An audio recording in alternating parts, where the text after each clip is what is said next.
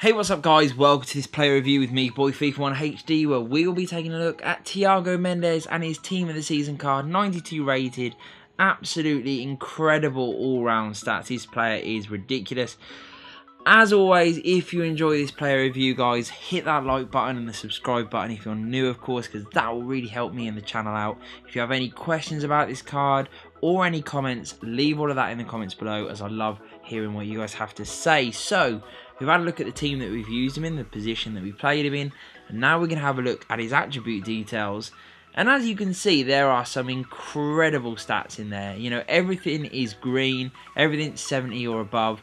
There are a few areas that let him down, of course. Things that stand out are his finishing at 74, volleys and penalties at 71 apiece. They're not brilliant, but in that shooting column, he does have decent attack positioning. His shot power and long shots are incredible at 96 and 93. He's very, very fast. As you can see, his pace is incredible. Very good acceleration, really, really good sprint speed. So he gets going and he gets even faster once he does get going. Very, very good in that respect. His passing column is very neat and tidy.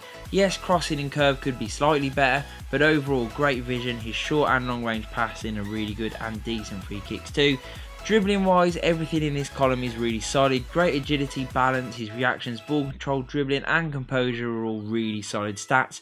Defensively, interceptions and his tackling are brilliant. He is really, really good in this area. Great marking, great interceptions, and his tackling ability, both standing and sliding, is ridiculous.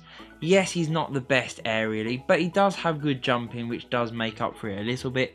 Great 99 stamina. It's a shame he isn't a little bit stronger, but he definitely can win a tackle very, very well because he makes such a good effort with his tackling. So it doesn't matter so much that his strength is poor. And what I do love is that he has that aggressive nature, which really combines well with his tackling. So now that we've seen those attribute details, guys, let's jump into some in-game footage and hear what I thought about him.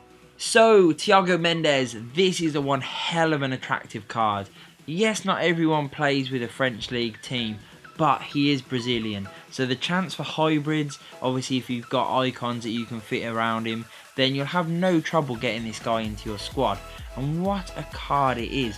You know, his base card stats are so ridiculously sexy, it is unreal.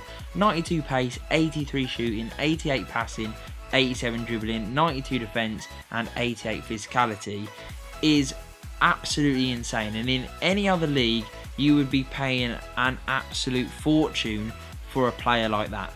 The question is, where do you play him? You know, if you are interested in this guy, which you probably are if you're watching this video, and you can get him into your squad, where do you play him? Now, for me, he is definitely a better central midfielder than he is anything else, because that way you can take advantage of a bit of everything.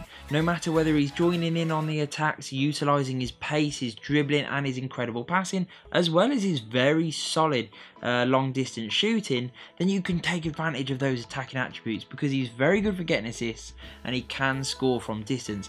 Yes, he does get a little bit worse when he does get through and goal, but he still has enough in his locker to absolutely utilise that long shots and shot power and just blast it past absolutely anyone in the goal. Just imagine that he's shooting from distance, hold down the shoot button for as long as possible and you'll have no trouble scoring with this guy. His shooting is inconsistent, especially with his volleys and his close range finishing, which is why I wouldn't maybe recommend him at cam. He can do that role because he has got the vision and the short passing, very good acceleration and dribbling, but I think central midfield for me is where I find him at his best. As I say, you can take advantage of those attacking attributes, but you can also utilise his incredible defensive attributes. It's not like, yes, he can do a bit of defending. This is definitely some of the best stats on the card. His interceptions at 97 are ridiculous. The guy can break up play like no other. He also tracks his man very, very well. He's got really good marking. He doesn't lose them. And then his timing for his tackles, both stand and slide, is so impeccable. It is unreal. And he does it with such aggression to win the ball back, leave the guy on the floor, but all in a fair way. And that is what I loved about him. He's such a great all-rounder, as the card obviously suggests. From the get-go, you know, when you look at the base card stats, you expect that, but it really is the case, which is why for me, central midfield is the way to go.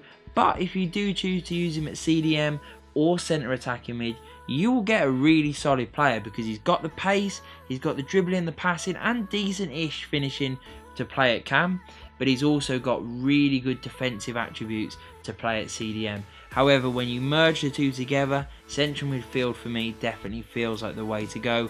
I absolutely loved him. I think he's well worth trying to fit into your squads. He's got a bit of everything. He's really solid. His overall game is incredible. Well worth going out and trying. That is why I've given him a solid 9.8 out of 10. There's a few things that let him down, but overall an incredible player, well worth your coins. So I hope you enjoyed the review, guys. If you did, hit that like button, hit the subscribe, and peace.